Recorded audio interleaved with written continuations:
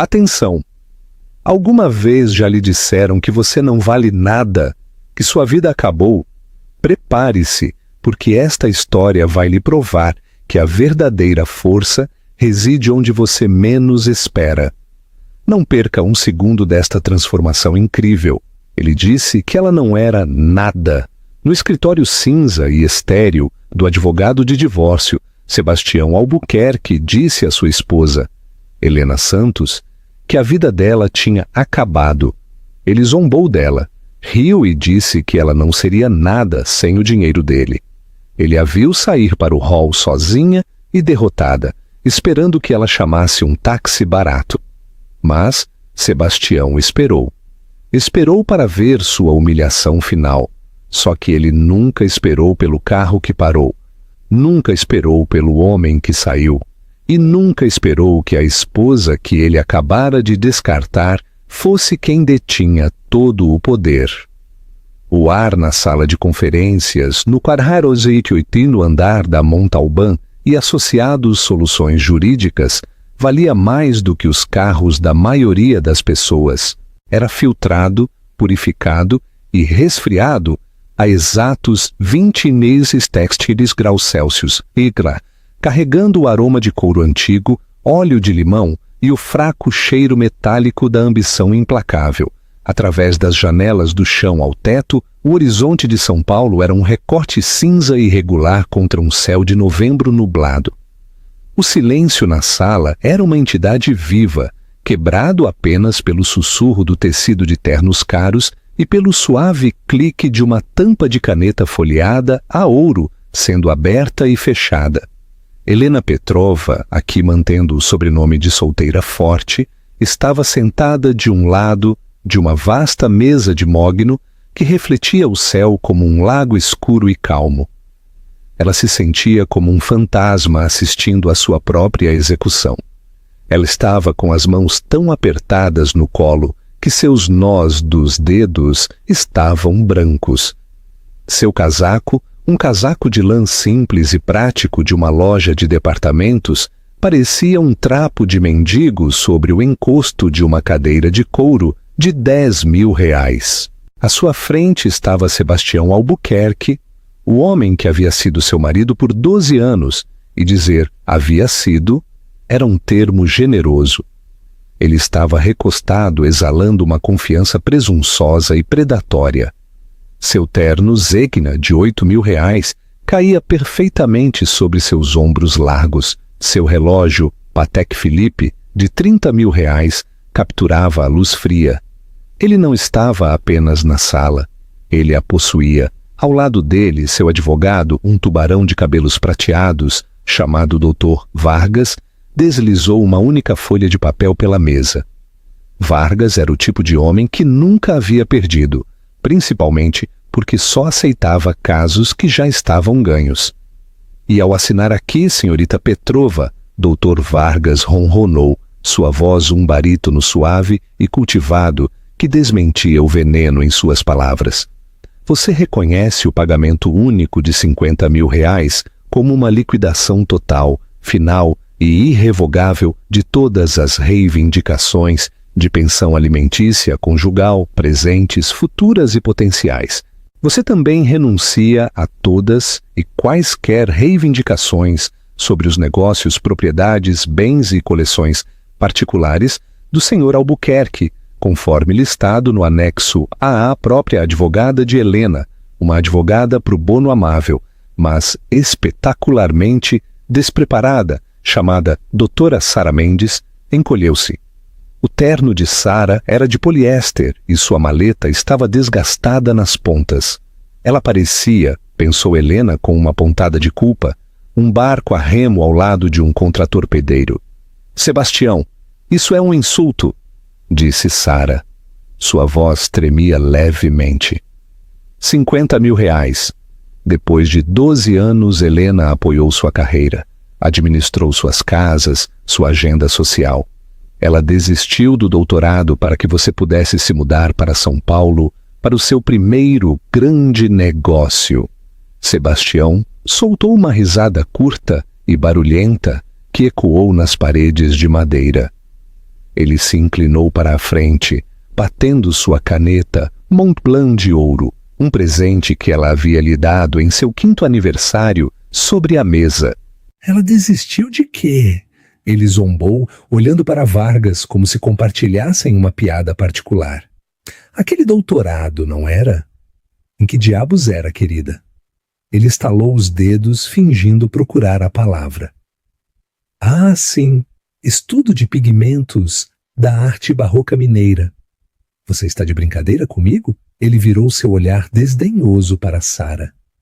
Sejamos francos, Sara. Quem se importa com o tipo de terra que eles usavam para fazer a cor azul há 300 anos? É inútil. Completamente, absolutamente inútil. Assim como o blog de arte que ela administra. Isso sequer paga essa internet? Ele recostou-se, estendendo os braços. Vamos chamar isso do que é. Caridade. Estou salvando-a. Eu a tirei de um apartamento empoeirado de aluguel antigo em Belo Horizonte e dei a ela uma vida que ela nunca teria sonhado. Ela voou em jatos particulares, vestiu roupas de grife, que, a propósito, eu generosamente a deixei ficar. E comeu em restaurantes onde você nem consegue fazer uma reserva. Estes 50 mil reais, Helena, são um paraquedas de ouro. É um presente. Ele gesticulou em direção à janela para a cidade abaixo. Isso vai lhe conseguir um kitnet. Não sei, na Liberdade por alguns meses, pelo menos, antes que você tenha que... O quê? Conseguir um emprego? Você consegue fazer isso? Qual é o preço de mercado para estudo de pigmentos? O Dr. Vargas sorriu. Sara ficou vermelha de raiva. Você é um monstro, Sebastião, sussurrou Sara. Eu sou um realista, retrucou Sebastião, seu bom humor desaparecido e substituído por uma frieza implacável. Ela tem 38 anos. Ela não tem habilidades, não tem contatos, não tem valor no mercado. Estou lhe dando 50 mil reais a mais do que ela vale. Agora assine o papel, Helena. Tenho um happy hour às 2 no Ípica Paulista com o Conselho de Investimentos Apex e não tenho intenção de me atrasar.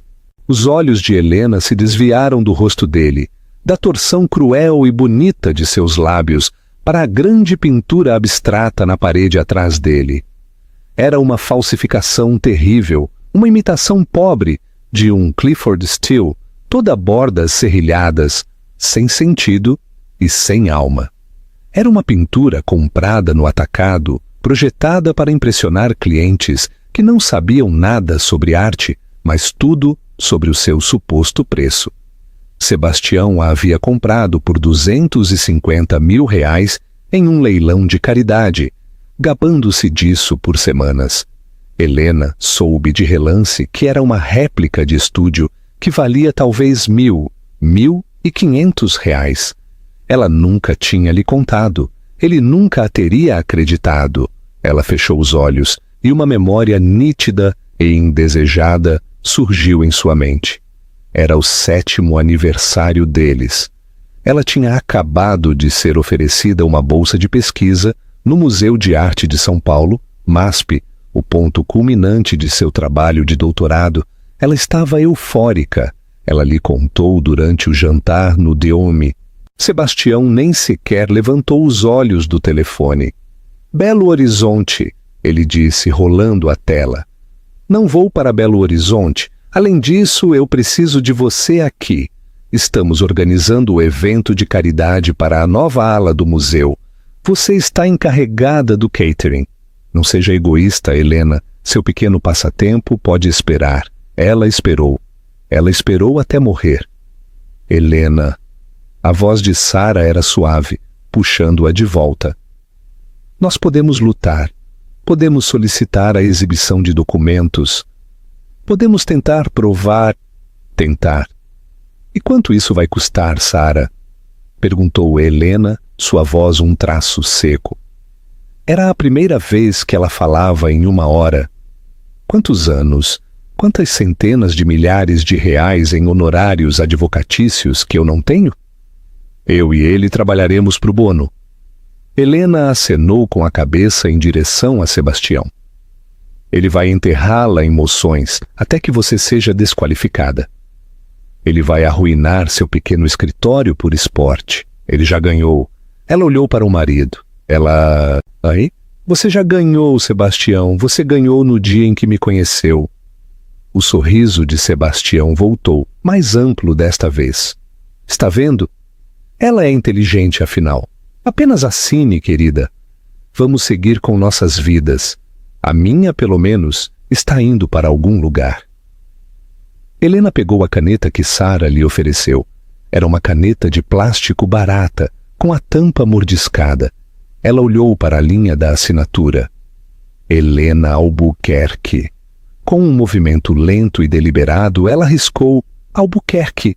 Ela escreveu seu nome, o nome com que ela nasceu, o nome que ela havia esquecido. Helena Petrova. A tinta era preta e definitiva. Aí está. Sebastião trovejou, batendo palmas ao se levantar como um herói conquistador. Está feito. Liberdade para ambos. Sem ressentimentos. Ele não esperou por uma resposta. Ele gesticulou para o Dr. Vargas, que já estava guardando uma impecável maleta de couro que custava mais do que toda a indenização de Helena. Envie a fatura final para o meu escritório? E Vargas, bom trabalho. Vamos jogar golfe em breve. Sebastião caminhou em direção à porta, abotoando o paletó. Ele parou, com a mão na pesada maçaneta de latão, e olhou para Helena. Ela ainda estava sentada, com as mãos cruzadas sobre a mesa, uma estátua da derrota. Ah, e Helena? Ele disse, uma última virada casual da faca. Aquele seu blog de arte, o Ático de Aleijadinho, ou seja lá como se chama, eu pedi para meu técnico verificar. Você tem 12 seguidores. 12! É patético. O Instagram do meu cachorro tem 5.000. Ele sorriu. Apenas uma dica de alguém que sabe. Desista. Ninguém se importa. Você não tem nada a dizer. Ele se foi. A porta se fechou com um clique, o som ecoando no silêncio opressor e caro. Por 1 minuto inteiro, nem Helena nem Sara se moveram. Então, Sara estendeu a mão e a colocou sobre a de Helena. Helena, eu... Estou bem, disse Helena. Sua voz estava surpreendentemente firme. O torpor era um escudo. Eu só... preciso ir. Obrigada por tudo, Sara. O cheque será enviado, disse Sara, sua voz cheia de uma pena que era mais difícil para Helena suportar do que a crueldade de Sebastião. Você pode me ligar a qualquer hora, a qualquer momento. Helena assentiu. Ela pegou seu casaco de tecido simples, do encosto da cadeira, e saiu da sala. Ela não olhou para a pintura falsa. Ela não olhou para as vistas. Ela apenas caminhou. Ela passou pela fileira de escritórios de associados, pela biblioteca de direito e em direção ao grupo de elevadores. Suas botas práticas de salto gasto não faziam barulho no tapete felpudo. A viagem de elevador foi uma descida para um tipo diferente de inferno. Era silencioso, espelhado e tocava uma suave melodia clássica que fazia Helena querer gritar. Ela apertou a alça de sua bolsa de couro gasta, aquela que Sebastião sempre chamava de sua bolsa de órfã. Ela saiu para o hall da Montalban e Associados Soluções Jurídicas. Não era um hall, era um abismo, um átrio de 3 andares de mármore de calacata branco, aço polido e sofás de couro de aparência desconfortável, nos quais ninguém, na história do edifício, havia se sentado.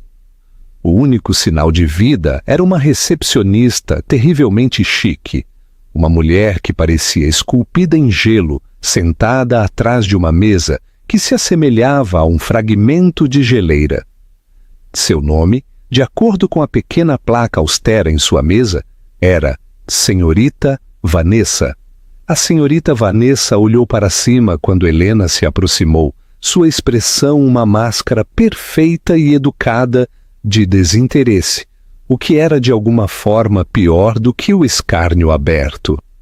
Ela avaliou em 1 milissegundo o casaco de Helena, sua bolsa, sua falta de joias e seu cabelo molhado pela chuva, e a descartou como irrelevante. Helena caminhou em direção às portas giratórias de vidro, apertando seu casaco. Estava chovendo lá fora. Uma forte chuva de novembro que transformava os táxis na Avenida Paulista em manchas amarelas frenéticas. Ela teria que esperar. Ela se moveu para o lado, ficando perto de uma imponente planta sem folhas em um vaso de aço, tentando se tornar o menor e mais invisível possível. Ela pegou seu telefone. A bateria estava em 14%. Ela abriu o aplicativo Uber. Seus dedos tremiam levemente. Conectando. O aplicativo girou e girou. O sinal no cânion de mármore e aço era terrível. Nenhum carro disponível. Ela tentou o Cabify. Conectando. O coração de Helena parou. Ela não precisava olhar. Ela podia sentir a repentina atração magnética da arrogância dele sugando o ar de seu canto do hall. Sebastião saiu do grupo de elevadores, ajustando sua gravata de seda perfeita. Ele a viu. Claro que ele a viu. Ele tinha o instinto de um animal para a fraqueza. E naquele momento ela estava transmitindo isso em todas as frequências. Ele se aproximou. Um sorriso preguiçoso e satisfeito em seus lábios. Oh, você ainda está aqui? Acho que é difícil conseguir um táxi neste tempo. Helena não disse nada. Apenas olhou para o telefone. A roda giratória inútil. Vamos, vamos. Ela sussurrou para a máquina. Qual é o plano, Helena? Ele a pressionou, claramente se divertindo com isso. Ele não estava com pressa. O happy hour dele era uma mentira. Estava chovendo torrencialmente. Isso era seu entretenimento. Ele queria ver a cena final e patética da derrota dela. Esperando o metrô? Espero que você tenha um bilhete único. Oh, isso é parte do acordo. Ele riu da própria piada. Não me diga que você não pode sequer pagar um Uber. O rosto de Helena. Ela ficou vermelha. Ela guardou o telefone na bolsa, os olhos ardendo. Esta era a humilhação que ele havia desejado. Tome! Ele disse. Helena levantou os olhos. Sebastião enfiou a mão no bolso da calça. Ele puxou um maço grosso de notas dobradas, seu dinheiro de emergência.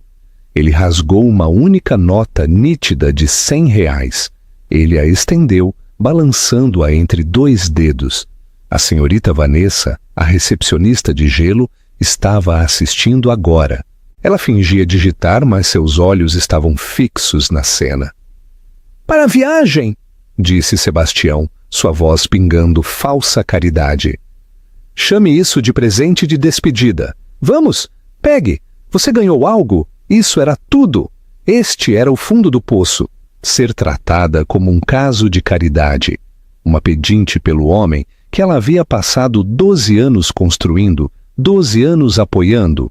O homem cuja persona pública inteira, o magnata imobiliário cultuado, ela havia construído do zero. Ela o havia ensinado qual garfo usar. Ela o havia ensinado a diferença entre um Monet e um Manet. Ela havia escrito os discursos espirituosos que ele dava em eventos de caridade, aqueles que o colocaram nas diretorias dos museus. E aqui estava ele, oferecendo-lhe dinheiro para um táxi. Eu não estou esperando por um táxi, Sebastião, ela disse, sua voz baixa e tensa. Ele piscou. Seu sorriso vacilou por um segundo. Oh! Ele riu, se recuperando. Certo. Quem está te pegando? É sua amiga do Clube do Livro? Como se chama Joana? No seu velho Corsa de 20 anos. Essa deve ser uma viagem divertida, de volta para... Onde quer que você vá. Alguém está me pegando. Ela repetiu, sua voz inexpressiva. Ela deu as costas para ele, olhando para o vidro fustigado pela chuva. Oh, um mistério! Zombou Sebastião. Ele se apoiou em uma coluna de mármore próxima, cruzando os braços. Ele estava se acomodando. Isso é bom demais! A grande fuga de Helena Petrova. Ele pegou seu próprio telefone, um modelo novo de R$ 2.000, e começou a mandar mensagens de texto. Ele estava, provavelmente, escrevendo para sua nova namorada, uma modelo fitness de 24 anos chamada Candy. Você não vai acreditar. A ex está no hall como um rato afogado. Hilário! Helena fechou os olhos. Ela se concentrou em sua respiração. Inspirar, expirar. Ela pensou no que ele havia dito. Seu blog, 12 seguidores, é patético. Ele não sabia. Ele não podia, nem em seus sonhos mais selvagens, compreender. O ático de Aleijadinho era patético. Era para ser. Era a fachada acadêmica ferida perfeita para seu verdadeiro trabalho. O trabalho que ela fazia em um fórum completamente diferente, criptografado e apenas por convite. O trabalho que ela fazia como E. Petrova, a analista anônima online que nos últimos 3 anos havia sido a autenticadora mais respeitada e temida no mundo da arte privada. Ela pensou em Aurélio, o usuário anônimo que a contatou pela primeira vez. Ele havia postado uma imagem de alta resolução de uma suposta pintura holandesa do século XV, pedindo opiniões. Os especialistas da Sotheby's e do Museu do Prado, aqui mantendo o Prado como referência internacional, mas poderia ser substituído por MASP ou Pinacoteca, a declararam uma falsificação. Helena, da bancada de sua cozinha em São Paulo, passou 72 horas analisando as imagens digitais. Ela examinou a composição química dos pigmentos, o craquelê do verniz, o desenho subjacente. Ela enviou a Aurélio uma simples mensagem privada. Não é uma falsificação, é um pastiche. O céu foi pintado no século XVII, mas as figuras, as mãos, essa é a obra perdida do principal aprendiz de Jan van Eyck. A assinatura não está na tela. Está na maneira como ele misturou o amarelo de chumbo estanho com seu verniz. Olhe mais de perto. 2 dias depois ela recebeu uma resposta. Eles olharam. Você estava certa. Você acabou de me economizar 40 milhões de euros. Quem é você? Isso foi há 3 anos. Seu amigo do fórum, Aurélio, havia se tornado sua tábua de salvação, uma mente que se igualava à dela, um homem que, ao contrário de seu marido, ouvia. Ele lhe enviava consultas de museus, de colecionadores particulares. Esta joia Romanov é real? Este suposto Rembrandt é um trabalho de estúdio? E ela lhe dizia, sua informação inútil, sua terra do século XVI, aqui mantendo o foco em terra, pigmento como a especialidade, era seu segredo. Era a única coisa que a mantinha sã. Passou 1 minuto, depois 2. A chuva caía torrencialmente. Sebastião ainda estava lá, uma gárgula presunçosa contra o mármore. 5 minutos. O estômago de Helena se apertou. Ele havia dito que estaria aqui. Ele havia prometido. Sebastião riu, afastando-se da coluna. Bem, isso foi divertido, El, mas estou ficando entediado. Parece que sua misteriosa carona não vai aparecer. Chocante. Vamos, pegue os 100, saia da chuva. Ele jogou a nota no chão a seus pés. Ela caiu no canto molhado e enlameado, onde as pessoas sacudiam seus guarda-chuvas. Me ligue, ele disse com um último olhar de pena. Quando você estiver desesperada. Você estará. Ele começou a caminhar em direção à porta giratória, e assim que sua mão tocou o vidro, um novo som cortou o silêncio do hall. Não era o som de uma buzina de táxi ou de um ônibus. Era o som de um motor muito grande e muito caro em marcha lenta, em uma frequência tão baixa que você o sentia em seus ossos antes de ouvi-lo. Sebastião parou. Ele se virou. A senhorita Vanessa, a recepcionista que havia visto presidentes e oligarcas passarem por aquelas portas, se levantou Ele deslizou até a calçada com a graça silenciosa e predatória de uma pantera. Não era um carro, era uma declaração. Um Rolls-Royce Phantom EWB em um tom azul meia-noite tão profundo que parecia preto na chuva. Não era apenas novo, era personalizado. Era o tipo de veículo que não apenas sugeria riqueza, sugeria poder. O tipo de poder que não precisava se anunciar. Sebastião parou sua mão, ainda na porta giratória. Sua boca se abriu ligeiramente. Droga! Ele murmurou impressionado. Deve ser o Dr. Montalban. Ouvi dizer que ele ia comprar um novo. Ele estava falando consigo mesmo, com Helena, com qualquer um. Ele estava impressionado e um pouco enciumado. Era um carro melhor do que seu próprio Maybach. O carro parou na calçada. Seu motor, um suave murmúrio. A chuva parecia ter medo dele. A água batia e fugia da pintura impecável, com revestimento cerâmico. O ornamento do espírito do êxtase no capô parecia brilhar com sua própria luz interna. Então a porta do motorista se abriu. Um homem em um uniforme preto, perfeitamente ajustado e boné de chofé, saiu.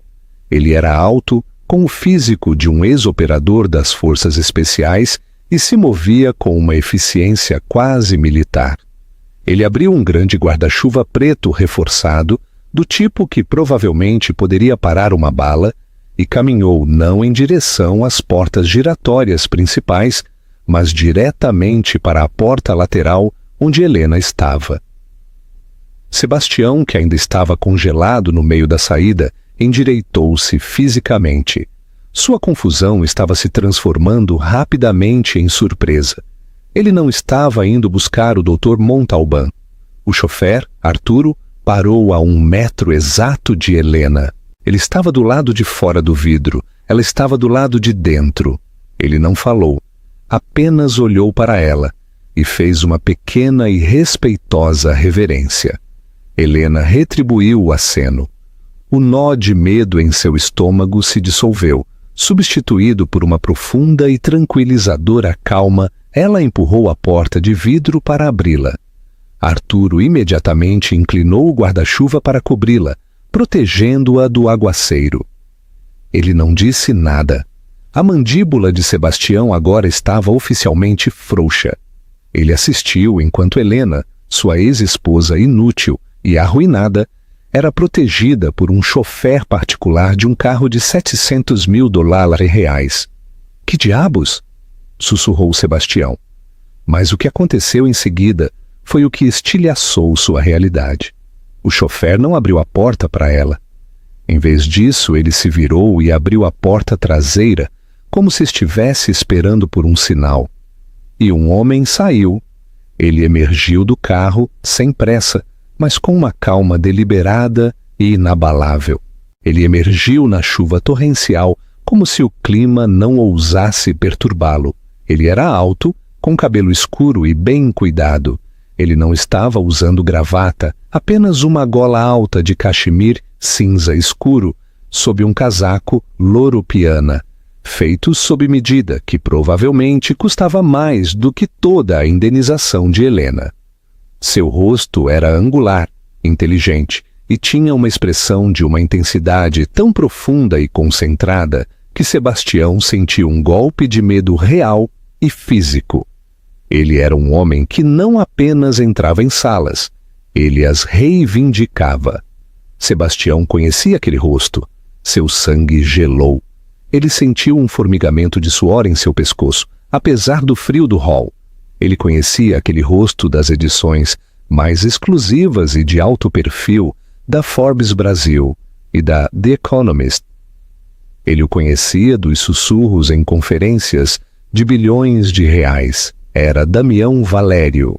O Damião Valério, o fundador recluso, quase mítico, da Valério Logística, o homem que havia revolucionado o transporte marítimo e a transferência de dados globalmente. Um homem que comprava e vendia empresas como Sebastião comprava tacos de golfe. Um homem cujo patrimônio líquido pessoal era boato de estar na faixa de 12 dígitos. Um homem com quem a própria empresa de Sebastião, a Albuquerque Imobiliária, vinha tentando desesperadamente conseguir uma reunião. Ele havia enviado uma apresentação de 15 minutos por 18 meses para financiar seu novo empreendimento carro-chefe, a Torre Albuquerque. Eles haviam sido recusados, ignorados e tiveram barreiras colocadas em cada tentativa. O que está acontecendo? A mente de Sebastião era um vazio gritante. Ele está aqui pelo Dr. Montalbán? Ele acabou de ver Helena?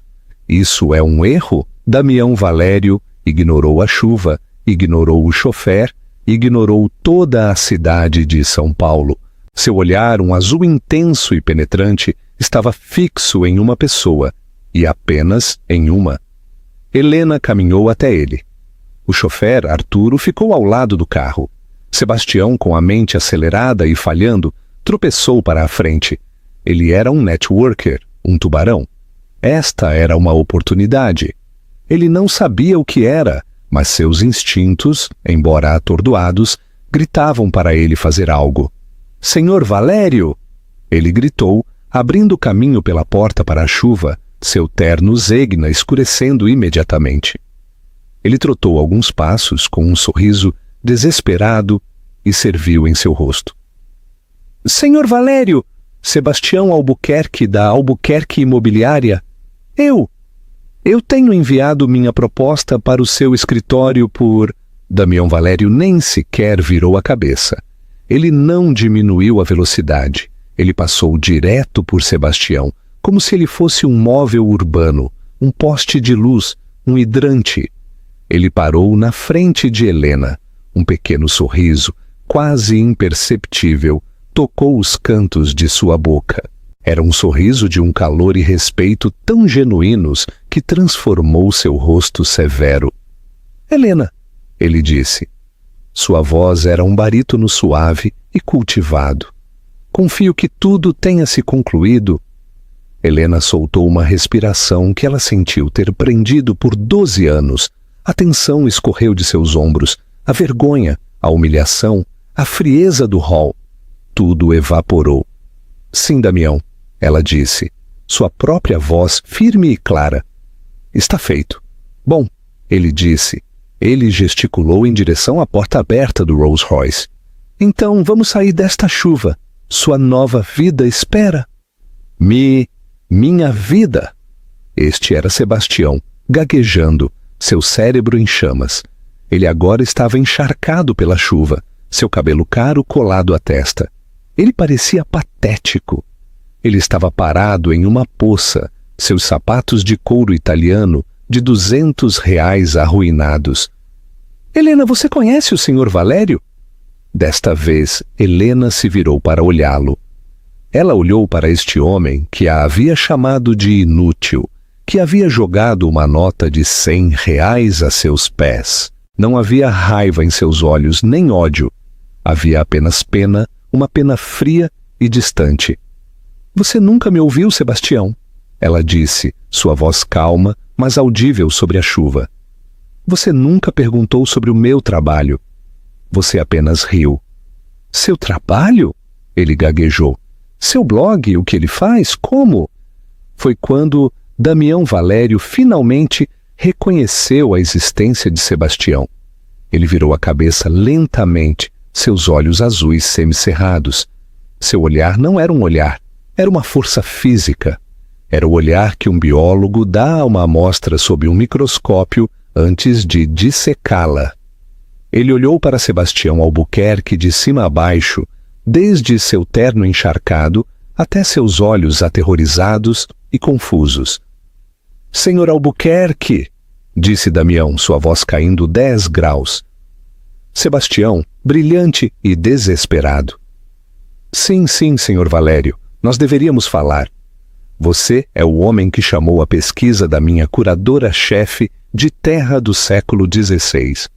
A boca de Sebastião se abriu, mas nenhum som saiu. Ele apenas encarou. Curadora-chefe, você é o homem. Damião continuou, sua voz letalmente suave, que desconsiderou a mente mais brilhante em análise de pigmentos e forense de arte que eu já encontrei como uma dona de casa. Ele deu um passo mais perto. Sebastião, um homem que intimidava a todos, deu um passo para trás involuntariamente. E você é o homem que...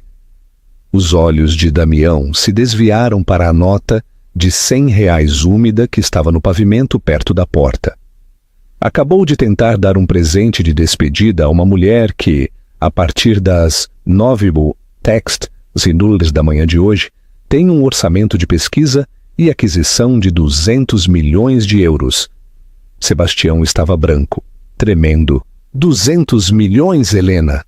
Disse Damião, virando completamente as costas para Sebastião. Uma última e brutal dispensa. Estaremos atrasados para o voo. Ele colocou suavemente e respeitosamente a mão na parte inferior das costas de Helena e a guiou para o carro. Arturo, o chofer, segurou a porta. Helena parou apenas por um segundo. Ela olhou para a casca de homem na calçada, um homem se afogando em uma poça de sua própria arrogância. Ela não disse nada. Ela entrou no carro. Damião a seguiu, sentando-se ao lado dela. Arturo fechou a porta. Fez um som como o de um cofre de banco se fechando, um baque pesado e satisfatório. Lá dentro havia apenas silêncio. O carro se afastou da calçada, seu movimento tão suave que parecia flutuar. Ele se juntou ao tráfego da Avenida Rebouças e em segundos desapareceu. Sebastião Albuquerque ficou sozinho na calçada na chuva torrencial, de frente para a recepcionista de gelo, a senhorita Vanessa, que tinha visto tudo. Ele ainda segurava seu telefone inútil. Ele olhou para a nota de R$ 100 no mármore molhado. Nunca em toda a sua vida ele havia se sentido tão pequeno. O interior do Rolls-Royce não era um interior, era um santuário. A chuva que caía sobre a cidade a apenas alguns centímetros de distância era completamente inaudível. Havia apenas o fraco aroma de couro antigo e nova tecnologia, e o suave e quente brilho das luzes internas. Helena recostou a cabeça no couro macio e fechou os olhos. — Você está bem, Helena? Perguntou Damião. Sua voz estava suave agora, todo o gelo reservado para o homem na calçada. — Estou. Ela respirou, abrindo os olhos. — Estou livre. Lamento pelo seu calvário, ele disse. Ele é um homem espetacularmente pequeno. Você não tem ideia, murmurou Helena. Ela olhou para ele, para o homem que ela conhecia há 3 anos, mas só tinha visto pessoalmente 2 vezes. Você tem certeza de que me quer para isso, Damião? Depois de ver de onde eu venho, Damião se virou em seu assento para olhá-la. Helena, ele disse, sua expressão séria. Permita-me ser preciso. 3 anos atrás, eu adquiri uma pintura holandesa do século XV em um leilão privado. Meus próprios especialistas, os melhores do Museu do Prado e do Rijksmuseum, estavam convencidos de que era uma falsificação de um período posterior. A procedência era um desastre. Eles me disseram que eu havia desperdiçado 40 milhões de euros. Ele fez uma pausa, um vislumbre de um sorriso. Então encontrei um fórum anônimo online para historiadores de arte. E encontrei uma usuária chamada E. Petrova. Ela estava em um debate acalorado com um professor de Oxford sobre o uso de azurita em obras do primeiro Renascimento. Eu me lembro, sorriu Helena. O professor Morales era insuportável e estava errado. Então arrisquei. Continuou Damião. Criei uma conta em Aurélio, postei imagens de alta resolução da minha pintura falsa e fiz uma pergunta. O que você vê? E eu lhe disse Helena, sua voz ganhando força, que não era uma falsificação, era um pastiche. O céu foi pintado no século XVII, mas as figuras, as mãos, o desenho subjacente, isso era do século XV. Alguém o havia atualizado para corresponder ao estilo da época. Mas a impressão digital do artista original estava ali, na maneira como ele misturou o amarelo de chumbo estanho com seu verniz. Você viu em 2 dias o que uma equipe completa de especialistas não conseguiu ver em 6 meses, disse Damião. Você, Helena Petrova, salvou meu Vermeer. Aquela pintura é agora o orgulho da minha coleção. E você é a única pessoa em quem confio para gerenciá-la. A única, ele gesticulou para a janela. O carro agora estava na rodovia dos Bandeirantes, acelerando em direção ao aeroporto. Seu calvário, como você chama, acabou. Sebastião Albuquerque foi um inconveniente temporário. Seu trabalho é permanente. A coleção completa da Fundação Valério é agora sua para dirigir. O jato está esperando no aeroporto de Viracopos. Estaremos em Genebra pela manhã. Seu novo apartamento está pronto. O laboratório de restauração, aquele que você projetou por e-mail, está totalmente equipado. O espectrômetro de fluorescência de raios-x que você queria acabou de chegar da Alemanha. Helena olhou para as mãos. As mãos que Sebastião havia zombado por não serem manicuradas. As mãos que na universidade haviam ficado manchadas de pigmento e óleo de linhaça. Agora elas estavam firmes. Ele chamou meu trabalho de terra, ela sussurrou.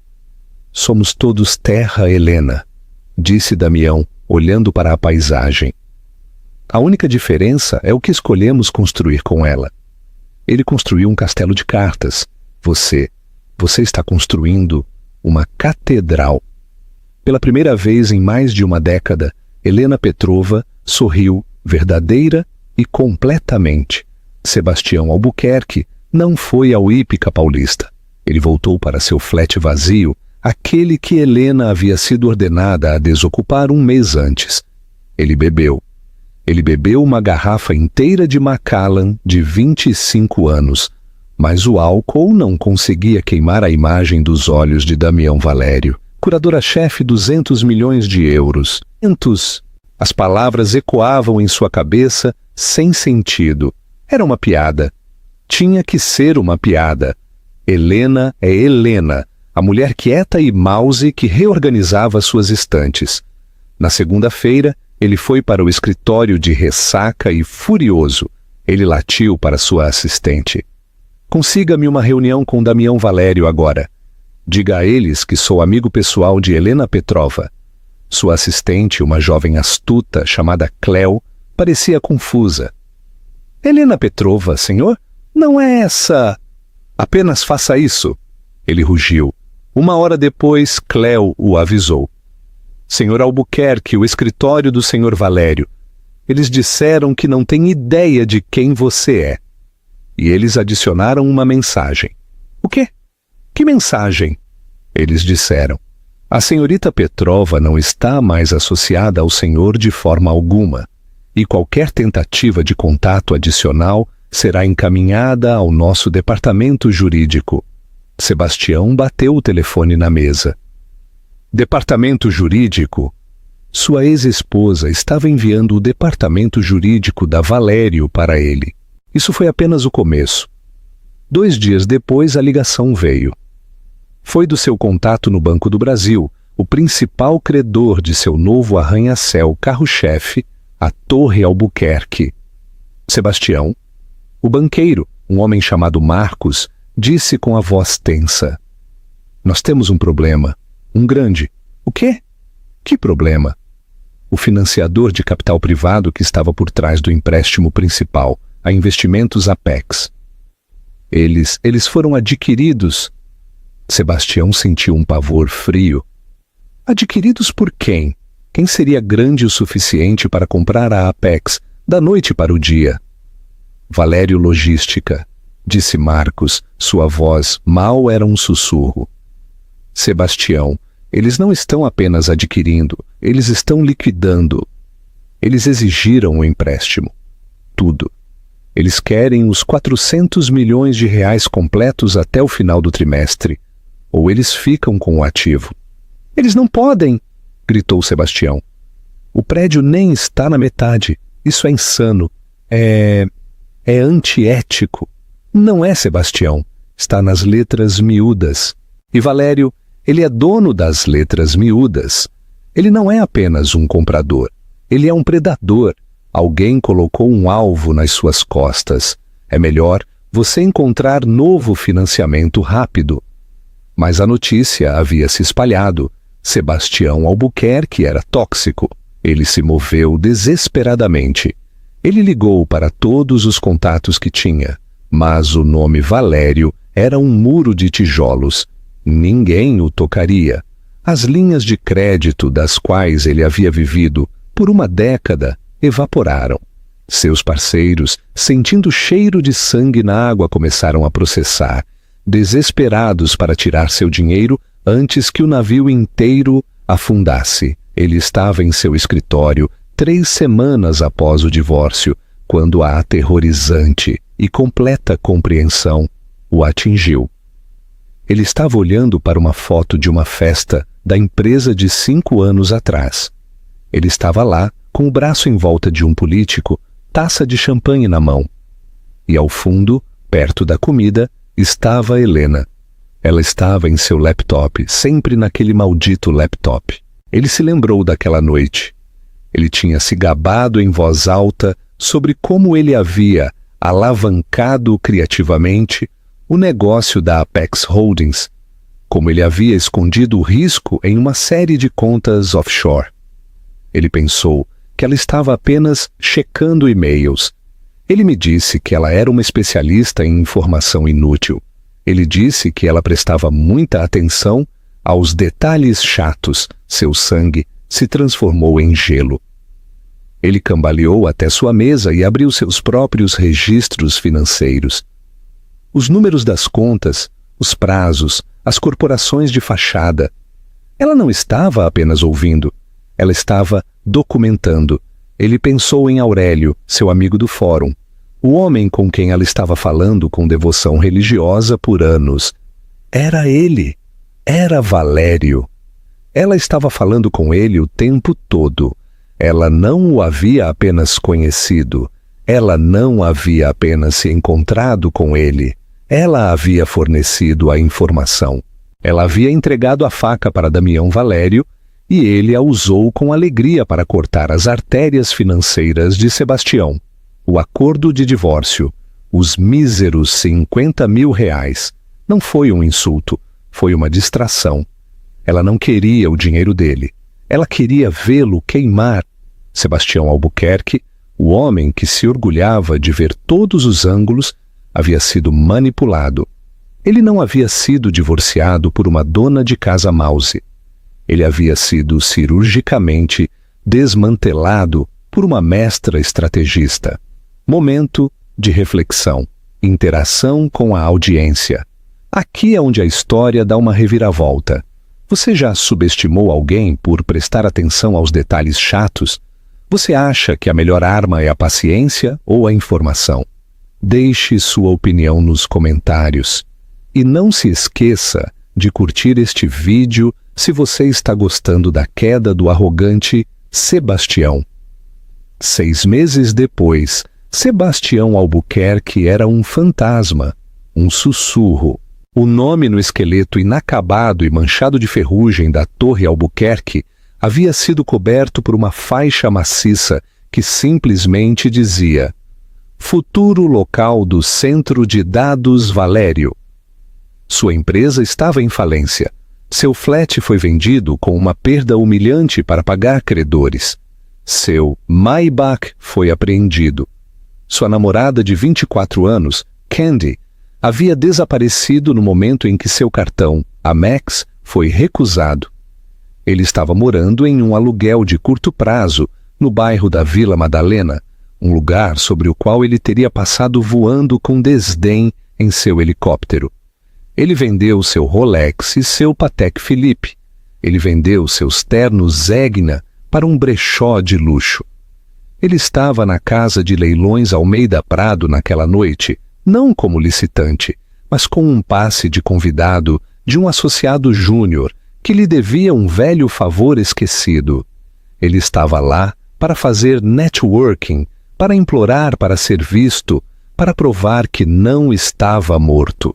Ele estava lá para encontrar qualquer pessoa que ainda atendesse sua ligação. A sala estava elétrica. A peça central do leilão era uma obra-prima recém-descoberta, a Vocação de São Pedro, atribuída a um seguidor menor de Caravaggio. Mas boato, entre a fofoca mais elitista do mundo da arte, era do próprio mestre. Sebastião estava parado nos fundos, perto do bar de champanhe, bebendo uma única taça de cortesia. Ele parecia abatido. Seu terno era de loja. Ele era invisível e sabia disso. A licitação era frenética. Um borrão de paz de colecionadores na sala e luzes piscando dos bancos de telefone que representavam anônimos bilionários globais. 50 milhões. 60 milhões. Gritou o leiloeiro, um homem chamado Simão. 55 da primeira fila, 65 do telefone, 75. Os lances subiam, cada um golpe de martelo. 90 milhões de euros do licitante em Londres. Eu ouço 95, um silêncio. 95. Uma ligação veio de outro banco de telefone. 95 milhões de euros, uma vez, duas vezes. 100 milhões. 100 milhões. A voz não veio de um telefone. Veio de um novo licitante que acabara de sinalizar. A sala inteira se virou. Era um representante do MASP. A guerra de lances agora era um esporte sangrento. O banco de telefone de Londres replicou. 105 milhões de euros. Vendido! Gritou o leiloeiro, batendo o martelo após uma pausa tensa e sem fôlego. Vendido por 105 milhões de euros ao licitante anônimo na linha telefônica 4. Uma onda de aplausos. Sebastião sentia apenas dormência. Era dinheiro que ele nem sequer conseguia mais compreender. E agora, o leiloeiro, com o rosto vermelho de excitação, continuou. Para falar sobre o futuro da pintura e seu emocionante novo lar, temos uma representante da compradora, a Fundação Valério. O coração de Sebastião parou. Uma mulher caminhou dos bastidores para o palco. Era Helena, mas não era a Helena que ele conhecia. Esta mulher era um ser diferente. Ela estava vestindo um tailleur azul marinho, acres, simples, impossivelmente elegante. Seu cabelo estava puxado para trás em um coque severo e profissional. Ele destacava seus olhos inteligentes. Ela não estava usando joias, exceto por um relógio discreto. Ela irradiava uma autoridade tão profunda que a sala inteira ficou em silêncio. Ela caminhou até o pódio e sua voz, clara e confiante, preencheu a sala. Obrigada. Em nome da Fundação Valério, estou emocionada em anunciar que a Vocação de São Pedro, que nossa pesquisa confirmou definitivamente ser um Caravaggio primitivo perdido, será a nova peça central de nossa ala pública em Genebra. A sala explodiu. Isso era notícia. Isso era história. Ela não apenas o havia comprado, ela o havia confirmado. Ela era a história. Após uma restauração de 6 meses, ela continuou, que supervisionarei pessoalmente. A pintura será apresentada ao público gratuitamente para que todos possam estudá-la e apreciá-la. O aplauso foi ensurdecedor. Curadores do Louvre, do Prado e do Getty se levantaram. Eles se aglomeraram no palco enquanto ela descia, todos desesperados por um momento com ela. A senhorita Petrova, a nova kingmaker do mundo da arte. Sebastião estava nos fundos, perto do bar, invisível. Ela e sua equipe de segurança, incluindo Arturo, o chofer, começaram a caminhar em direção à saída. Ela ia passar bem ao lado dele. Ela tem que me ver, ele pensou com uma esperança desesperada e patética. Ela tem que ver o que ela fez. O grupo dela se aproximou. Ele se enrijeceu. Helena estava em uma conversa profunda com o diretor da Galeria Nacional, seu rosto animado enquanto eles discutiam a tomografia de raios-x. Ela estava a 1,5 metro dele. Ela passou por ele. Ela não parou. Ela não diminuiu a velocidade. Ela não olhou. Seus olhos nunca se desviaram. Não é que ela o olhou e o dispensou. Isso teria sido algo. Isso teria sido uma conexão. Não, ela não o viu de jeito nenhum. Ele não era nada para ela, um pedaço de parede, uma sombra em uma sala cheia de luz. Helena Petrova saiu da casa de leilões Almeida Prado, seus saltos ecoando decisivamente no chão de mármore, deixando Sebastião Albuquerque sozinho nas ruínas da vida que ele pensou que possuía. 1 ano depois, Genebra, Suíça. O valor da verdade. O laboratório de restauração da Fundação Valério, aninhado no andar superior de um edifício de vidro e aço com vista para o Lago Genebra. Não era uma sala. Era a mente de Helena Petrova transformada em realidade. O ar não era ar. Era uma atmosfera cuidadosamente curada, umidificada a um preciso 45% Dora, filtrada de todos os poluentes e mantida a 21 test graus hilários constantes. O silêncio não era uma ausência de som, mas uma presença, o suave zumbido da ventilação de alta potência, o clique e o zumbido tranquilos do espectrômetro de fluorescência de raios-x, o sussurro dos sistemas de controle climático. Helena, vestindo um jaleco branco, estava inclinada sobre um grande painel pintado do século XVI. Para o olho destreinado, era um retrato competente, embora desinspirado. Intitulado A Duquesa de Orleans em Oração, mostrava uma mulher pálida e piedosa, com os olhos modestamente baixos. Em uma palavra, chato, mas Helena não estava olhando para a superfície. Ao lado dela, um monitor 8K de alta resolução exibia o que seu espectrômetro XRF estava vendo, e o que ele viu foi um fantasma. Sob os marrons opacos do vestido da duquesa, sob a carne piedosa de seu rosto, outra pintura gritava para ser vista.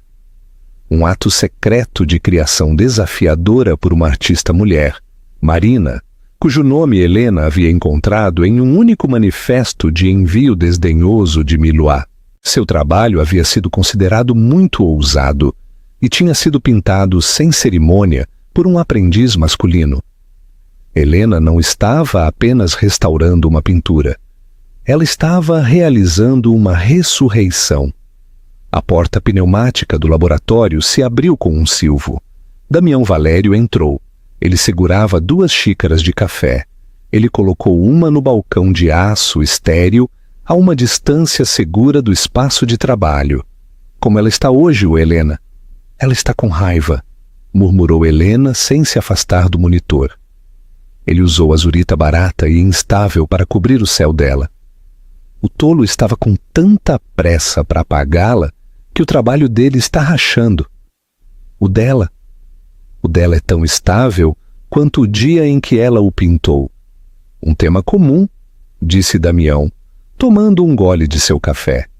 Homens inseguros com pressa. Ele se sentou em um banquinho, observando-a. O deles não era um romance. Era uma aliança de 2 mentes operando na mesma frequência.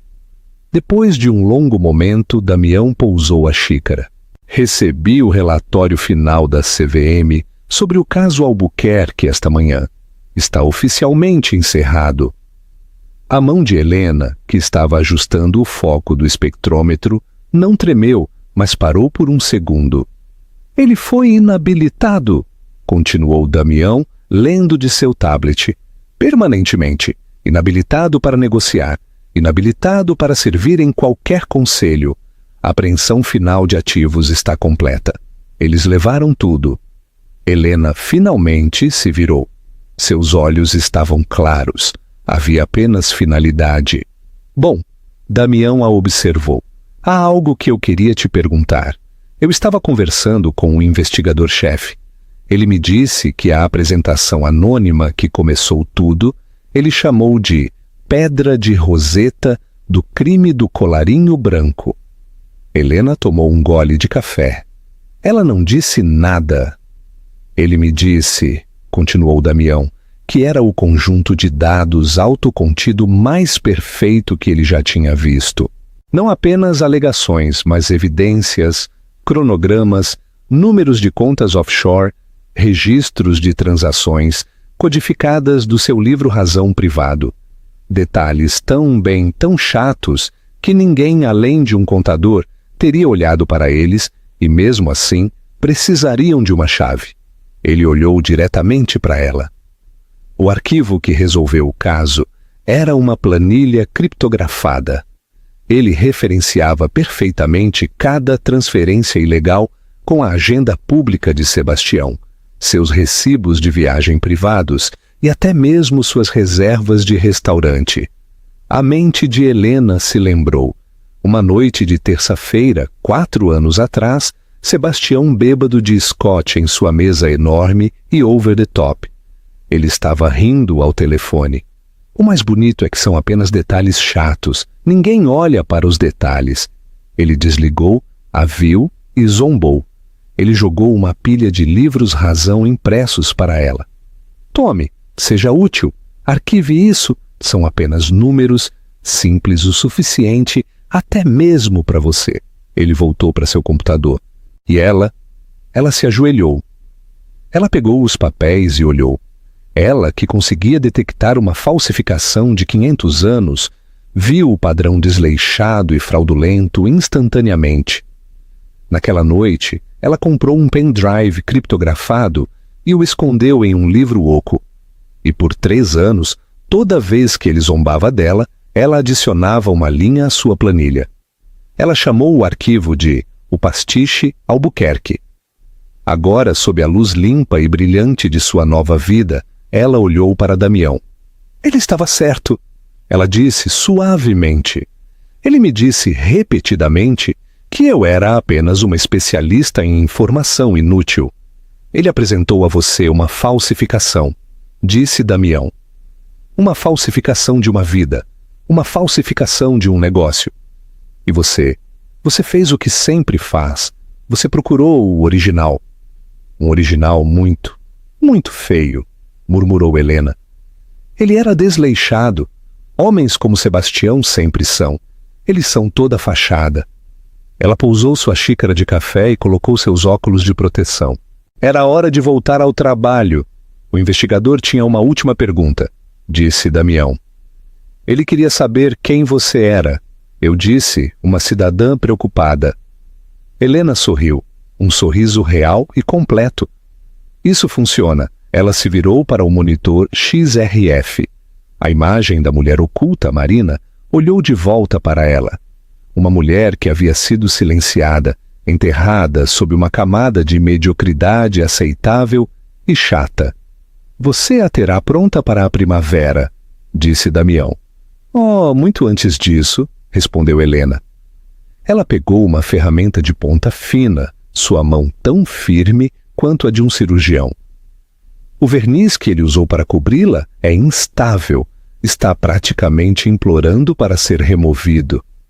Ela olhou para Blício Baratella, para o fantasma de Marina, e sentiu uma profunda conexão através de 5 séculos. Ele estava certo sobre uma coisa, Damião. Sua voz um sussurro suave e satisfeito. O que é isso? Eu prestei atenção aos detalhes chatos. Ela tocou a ferramenta na tela e, com o primeiro movimento definitivo, começou o trabalho delicado de trazer a verdade à luz. O significado da verdadeira vitória. O grande final. E essa é a diferença entre preço e valor. Sebastião Albuquerque sabia o preço de tudo. Seus ternos, seus carros, suas esposas. Mas Helena sabia o valor de tudo. Do conhecimento, da paciência e, o mais importante, de si mesma. A maior vingança não é levantar a voz, é se tornar poderosa. Não é ser salva por um bilionário, é ser a pessoa para quem até um bilionário recorre por sua expertise. A vitória dela não foi o carro, foi o fato de que ela havia conquistado o direito de estar nele, obrigada por assistir a esta história épica de justiça. O que você achou do Pastiche Albuquerque de Helena? Você acha que a vingança dela foi fria demais ou perfeitamente medida? Eu adoraria ler sua opinião nos comentários. Se esta história te inspirou a lembrar do seu próprio valor, por favor, dê um like neste vídeo. Compartilhe-o com um amigo que está lutando para ser visto. E, claro, se inscreva no canal para não perder nenhuma lição de vida escondida na arte. Até a próxima!